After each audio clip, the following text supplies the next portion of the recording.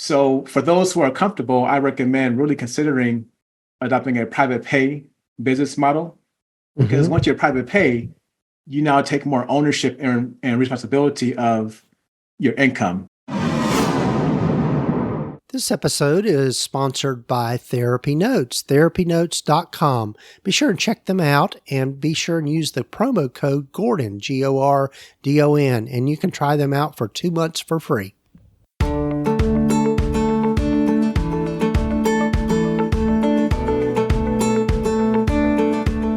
Over 15 years ago, when I started my private practice, I had to learn a lot, and most of it the hard way, and I don't think you need to do the same.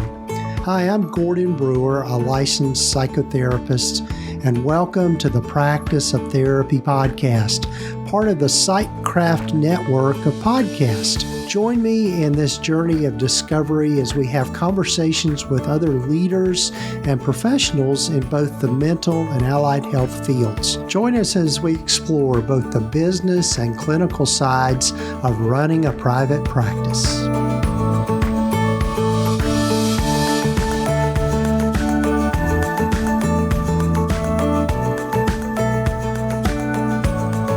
Hello, everyone. This is Gordon Brewer, and this is episode number 315 of the Practice of Therapy podcast.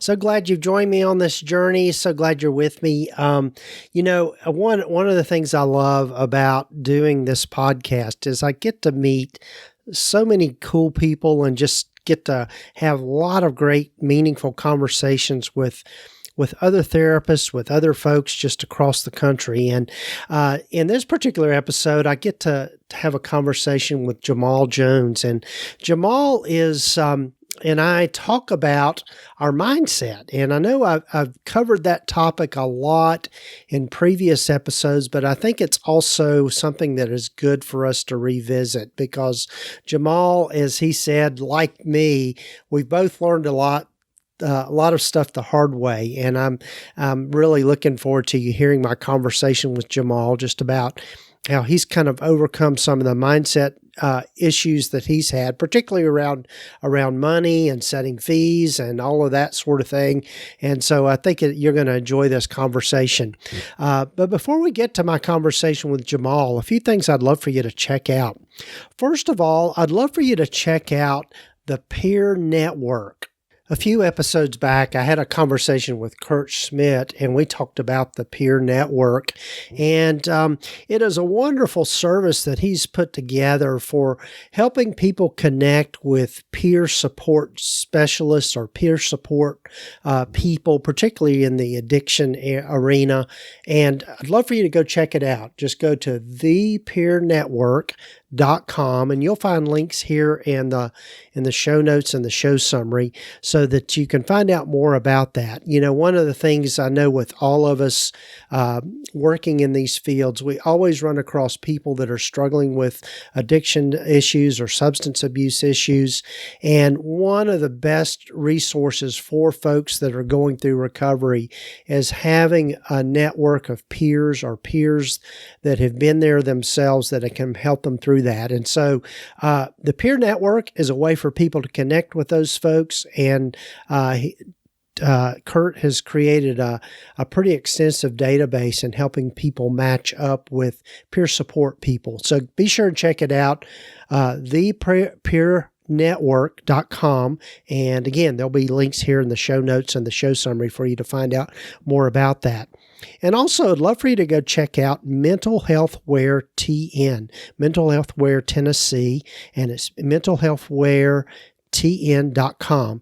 And my good friend Ashley has put this online store together to give you some bling and some swag around our professions, but also some inspirational stuff for folks that are moving through their mental health and addiction recovery journeys. So be sure and check it out and use the promo code just POT24, and you can get 25% off your first order by using that coupon code. So be sure and check it out, mentalhealthweartn.com. And she's put together some really cool stuff there.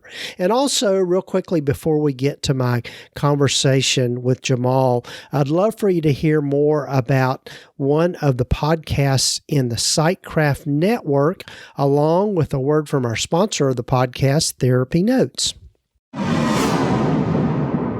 Hey there, I'm Chris McDonald, and if you don't know me yet, I'm host of the Holistic Counselling podcast, which is for therapists who want to deepen their knowledge of holistic modalities and build their practice with confidence. The Holistic Counselling podcast is proudly part of the Sightcraft Podcast Network, a network of podcasts focused on helping people live more meaningful and productive lives. Join me each week as we explore the best practices for integrating holistic approaches into therapy and delve into the many benefits. Whether you're looking for new techniques or seeking to deepen your own personal journey towards wellness, this podcast is the perfect companion for your holistic path. If you haven't listened yet, you can find it over at holisticcounselingpodcast.com and discover other resources, including products, books, and other trainings to help support you in your holistic journey. Have you ever wished your private practice could run as smoothly as a well-oiled machine? Well, look no further, because TherapyNotes is here to revolutionize your practice. TherapyNotes is the complete practice management system you've been dreaming of. With everything you need to manage patient records, schedule appointments, meet with clients remotely, create rich documentation, and handle insurance billing, it's your secret weapon for a smoother practice.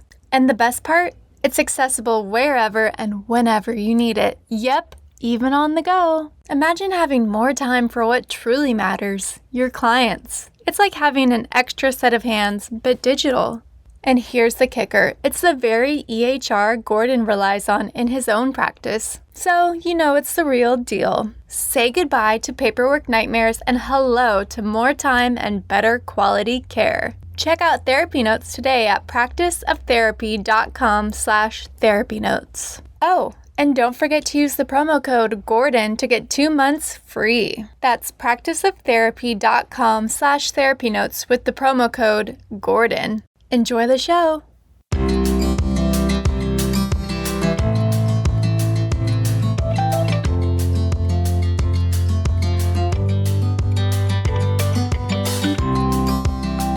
Well, hello, everyone, and welcome again to the podcast. And I'm so happy for you to get to know today Jamal Jones. Welcome, Jamal. Thank you, Gordon. Glad to be here. Yes.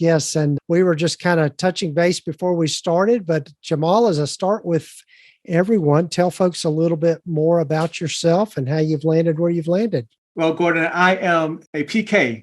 My father is a pastor. My mother is a devout woman of faith. So I was fortunate to grow up in a Christian home in the Bay Area, born in San Francisco, raised in East Oakland, the youngest of 5 kids. So for me, faith has always been an intricate part of my family background. When I was 13, that's when I decided to embrace my own personal profession in Christ as my Lord and Savior. And sports have also been a major part of my life. And so I was fortunate to get a scholarship to go to college at Fresno State and play football. And that's where I got introduced to an organization called the Fellowship of Christian Athletes, FCA. And in 2007, 2008, I was on staff with FCA as a pastor. And I just experienced all this anxiety and fear around fundraising and whether or not I could continue to fundraise my entire ministry budget and do it long term. And I literally got scared back into graduate school. And in that process, I was trying to think through, well, if I'm not going to continue doing ministry through FCA or something as a pastor, how do my skills transfer into the secular world? And that's how I ended up enrolling in the MFT program and gained my master's in marriage, family, child therapy. And I always knew I wanted to be in private practice. I didn't know how I exactly get there. And I didn't fully understand what I was asking for, but it was a dream, it was a goal. And as you probably know yourself, working as a mental health care professional in healthcare, it is not for the faint of heart. When it comes to like the productivity requirements and the high caseloads and the ability to consistently meet the demands of the client care and documentation and collaboration and it's tough. So when I got licensed in 2017, I had a belief that I was going to continue to be able to serve at a high level of excellence and impact lives. I wanted to obviously increase my income, but I also wanted to have a better work-life balance. Right. And that didn't happen for me. As a matter of fact, once I got licensed, the pressure was even higher. The companies I worked for were understaffed. And I found myself showing up like really anxious and afraid to take time off from work. And eventually in 2019, I was actually let go by my last employer. I was 38 years old, and that was one of the worst times of my life. Now I was 38 with a young family, LMFT, unemployed, and all I can do is like, what in the world am I going to do now? Sure. I felt like a failure. I was embarrassed. I was humiliated. But that's when I decided to pursue my dream and start my own private practice. And in private practice, one of the first moves I made, looking back, I would now call it more of a mistake, a learning experience that I had, was I partnered with a tech company. And it was great initially because the tech company took care of all the marketing, the advertising, the billing. They matched me with clients. I built a caseload fast, but I was only getting compensated $25 Wow. if I had a full 50-minute session. And as Mhm. you know, Gordon, that's just not sustainable. Right. So I did leave that tech company, and eventually I would transition into being a private pay practice. And I had this journey of where I converted some clients from the tech company to private pay. And I would eventually do some work around money mindset in the coaching program and learn to increase my fees. And clients began investing at $250 for a one-off session. But God has really had me on a journey over the course of the last 2 years or so, where I've really seen some transformation in my own healing and having a better relationship with God and a better relationship with money. And I've gone from getting paid, $25 to a tech company to receiving $250 for a one-off session to literally generating thousands of dollars with premium therapy packages. Yes. That's amazing. And I think all of us have experienced different times in our life when we've really struggled. And I think also just being able to get your head around the money mindset. So when you say money mindset, what do you see change for you and just thinking about money? As a person of faith, I've always been aware of things like stewardship, and there's a thing out there called the prosperity gospel, and there's also a poverty gospel set of beliefs. Here in mental health, there's a lot discussed about operating from a place of fear, a belief that there just isn't enough clients or enough opportunity, or in contrast to operating from a place of abundance. And so for me, integrating my faith and my understanding of best practice in psychology, my story, I have a natural tendency toward the poverty gospel, where that sense of like to be in alignment with my higher power and to be righteous or a good follower of my faith, sacrifice it all and be broke and be poor. And so I had to learn that in being a better steward of my time and my resources, or my licensure, my education and background, and being a better steward, to become comfortable with the idea of you can be a person of faith and you can be congruent in who you are. And at the same time, you can make a lot of money, generate income, and take those resources and use it for good. Yes. And I think I know that's a struggle a lot of us have had, just around, naturally we're helping professions. And too, I come from a background of faith as well. And there's some messages around that I think can be taken to the extreme about, the whole thing about scarcity mindset, and particularly, poverty, but there's also poverty of spirit, poverty of, our own well-being. And that's what we're, as mental health providers, we're there to help people with that. And if we're not getting paid and if we're not making a living, a fair living and doing that, then we're not able to help people. And so I think being able to overcome those kinds of things is important. And our clients, they need us so desperately. As you know, we live in a time in history where there's less of a stigma around mental health. People are recognizing the need for mental health services. It's more normalized to seek out help. And it's not our clients' responsibility to know what our needs are for our businesses. That's where we as mental health entrepreneurs have to not only embrace the clinical aspect of our work, because many of us are obviously licensed and many acquire multiple certifications and we upkeep with our continuing education requirements, all of those things, because we're so passionate. And as you said, we are helpers and healers. That's the way we're wired. But it's also important for us to realize that we are also the CEO of our company. And as a CEO of our company, we got to be cognizant of things like retirement, taxes, CEUs, all our operational expenses. How much money does our company need to generate so that we can bring home a salary to take care of ourselves and our family, independent of the business? There's all these things that's tied to being a small business owner: the marketing, the advertising, the leadership you provide in the company.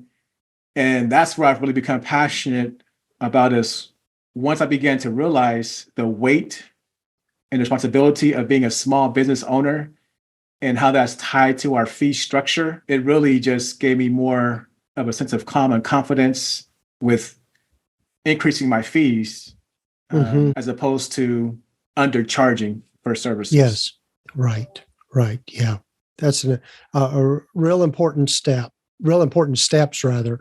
So I know, Jamal, one of the things that I know you're passionate about is just helping people with burnout and just getting kind of stuck or spinning our wheels in the mud, as I like to call it sometimes. So, yeah. So what have you learned about that through your own journey? In my own journey, Gordon, I've discovered that the traditional one-to-one fee-for-service model, when it comes to serving our clients at the highest level of excellence and protecting ourselves for burnout, may not be the best business model to have as a therapist in private practice, especially if you're private pay. I'm an advocate for insurance. It's important for us to be accessible to as many people as possible. But the reality is tech companies and insurance companies usually underpay the provider. So now we get caught where we're underpaid are not reimbursed at the highest level for our services. And now we have this huge caseload. So for those who are comfortable, I recommend really considering adopting a private pay business model. Because once you're private pay, you now take more ownership and responsibility of your income. But once you're private pay, you still got to be mindful of what are your fees. Because if you're undercharging, I basically experienced burnout in private practice, either because of undercharging for my services or getting reimbursed at too low a rate. And that one-to-one, trying to see so many clients on a weekly basis throughout the year, for me, it's just not sustainable. So last year, in being part of a mastermind, which really stretched me and grew me, I began to adopt this mindset of value-based pricing, where I began to think about what's the value of somebody coming to our practice and them not wanting to live anymore, them having complex trauma, having unresolved grief and loss over a period of decades, and them not being able to show up for their work and be productive and at risk of losing their jobs. When people come to us, oftentimes they're in a lot of turmoil and distress. And what value do you place on our ability as healthcare providers to actually resource these people and instill hope in them and help them find purpose beyond their suffering and to help them overcome trauma and to help them have closure in their grief. I mean, the value of what we do is so significant. So with that context, last year, I began offering these premium therapy packages. And Gordon, I've gone from, just for one story to kind of highlight this for you, in terms of my money mindset and the spiritual journey and the psychological insights tied to it. One client left a tech company with me and he began investing $75 per session. I would then later level him up to $175 per session. Last year, this same client put down a $4,000 deposit toward an $8,000 therapy package. That's great. And that just speaks to the power of having a healthy relationship with money, but it also speaks to there are clients out there in every part of the country who want to invest in themselves and they want to invest at a high level. But if we as providers are comfortable with that, then we can do it as well. Right. Yeah, you make a really good point. I think about, one of the things is really looking at creative ways to bring in income in different ways. And as you alluded to earlier, the one-to-one model of providing therapy is good and it's necessary. We need to keep doing that. But there's a ceiling to it. I mean, there's only so much you can charge and only so many sessions that you can provide. And so looking for other ways to diversify income streams and to be able to find other ways to help people is so important. It's going from the one-to-one way of helping people to the one-to-many. And so being able to look for ways of doing that is such a good thing. And the other thing that you kind of mentioned is, I think you're right, burnout occurs when we feel like what we're doing is undervalued. It does. And as a W-2 employee, I can remember working different jobs in different settings, where as a W-2 employee, you might have a life goal and your income is tied to that life goal, and you might want to decide to work overtime or to work 2 jobs or to have that annual evaluation and get a raise, a merit increase. That's the norm when you're a W-2 employee. But once we embark on this journey of entrepreneurship and being a small business owner, once we're aware of it, because oftentimes, even though we transition into small business, we might still be operating with that W-2 mindset. And so it's really important for us to have our own process that we go through to kind of realign ourselves and come to realize, as an entrepreneur, we are now responsible for determining our income, our merit increase, our lack thereof. And if we are comfortable undercharging for our services as professional service providers, that's on us. And so we want to be mindful of that so that we're not being resentful toward our clients or angry toward, insurance companies, or frustrated with tech companies, or, being miserable within ourselves. Because if we're struggling with burnout, which is very common for many of us, it doesn't have to be that way. We can grow raise our beliefs about our services and really just recognize the value of our services and learn to communicate that to our clients. And there are people out there who are on our caseloads and who want to be on our caseloads. But if we are comfortable around money and talking about money and having conversations about raising fees and being comfortable and confident and stating our fees, things of that nature, then now we're actually hurting ourselves. Right. Yeah. It's so important for people to kind of get past the imposter syndrome that I think can affect a lot of us, of just feeling like, okay, I'm not worth that amount, or I'm not worth that much. But when you look at the amount of money that all of us spend in getting through advanced degrees and being able to do what we need to do to get to where we are, we are really worth that much.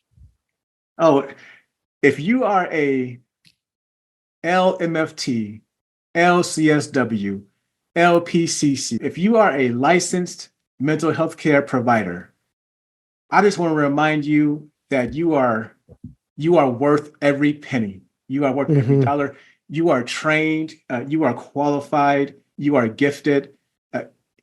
You may be led to get an certification because you're dedicated to your personal growth and development. Excellent. But you're not obligated to do that to be good enough. So I just want to tell all our colleagues out there listening, you are right where you're at. You are good enough and you are valuable. Your services are valuable. They are desperately needed. So that imposter syndrome, it's real. And I think that's one of the keys for us as an industry to move our industry forward is for us as a community to begin to speak out and recognize that we're good enough.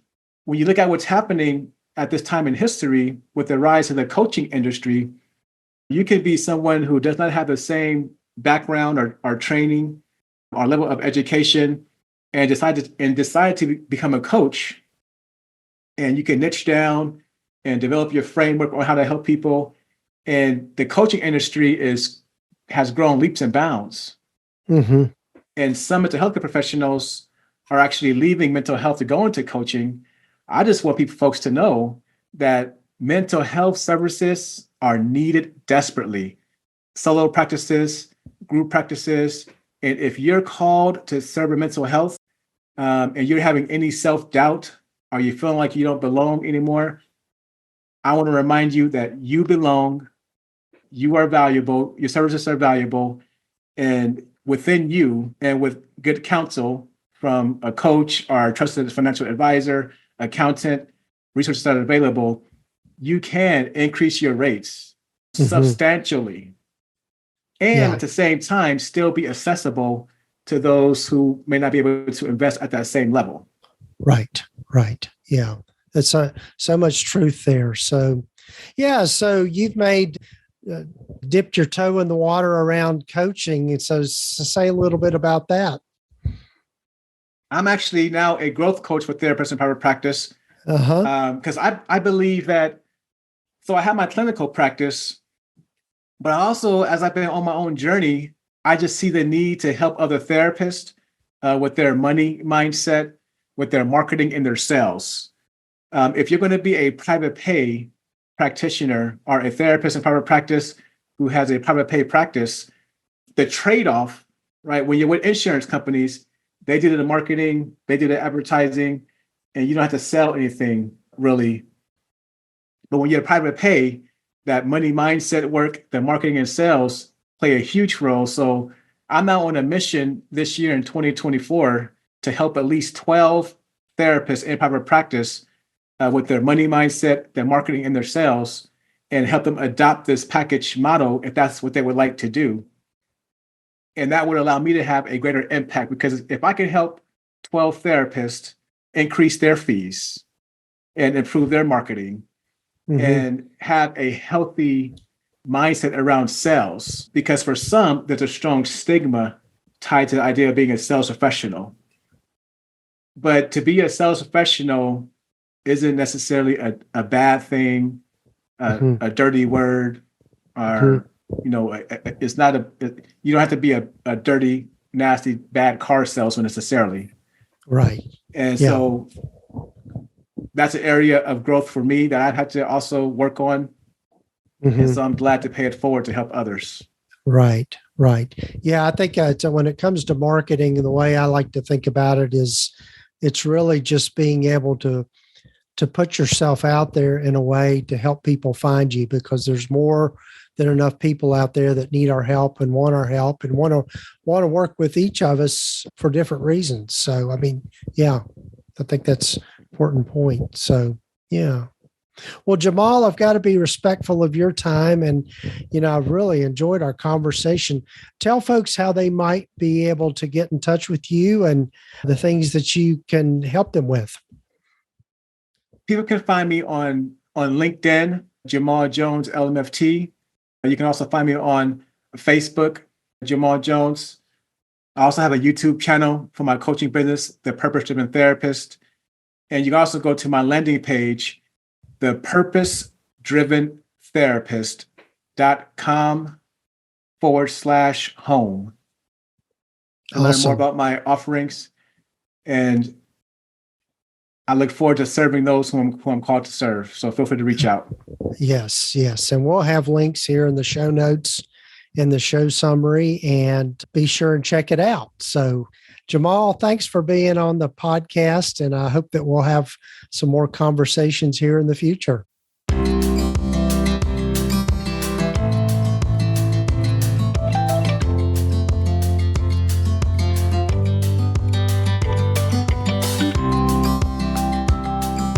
Well, again, a big thanks to Jamal for being on the podcast, and be sure and check out his things at the Purpose Driven Therapist. And again, you'll find a link here in the show notes and the show summary to check what he's got to offer out. I think, and just reflecting on our conversation, I think one of the most important things that we can do to ensure our success is knowing how to take care of ourselves.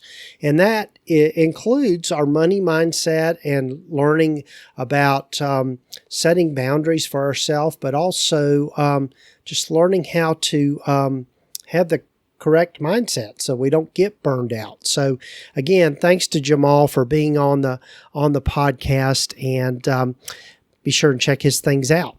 Also, big thanks to our sponsor of the podcast, TherapyNotes. They are the leading electronic health record system for mental health providers. They're who I use in my practice, and you can find out more about them by going to practiceoftherapy.com/therapynotes, and be sure and use the promo code just Gordon, Gordon, to try them out for 2 months for free. And I'm so glad to be partnering with them for another year. And so glad they're part of this journey with me. And also be sure and check out the Peer Network. And particularly for those of you that might be working with folks that are looking for extra support around addictions and recovery, it's a wonderful way for people to connect with other people that are along the same journey and know how to navigate it all. So be sure and check it out, thepeernetwork.com. And glad to have them as part of this journey with me as well. And finally, check out mentalhealthwaretn.com and use the promo code just POT24, and you can get 25% off any of the things that you'll find there. So take care, folks. Glad you're with me on this journey. Looking forward to being with you in future episodes. Got a lot of great people lined up. And be sure and go over to the Practice of Therapy website, just practiceoftherapy.com, and find out about all the resources we're gathering there. Just lots of great stuff. There's some free things for you, particularly the private practice startup guide, which I'm in the process of updating. So be sure and check it out. Take care, folks, and we'll be with you again next time. And be sure to follow us and subscribe to the podcast wherever you might be listening to it.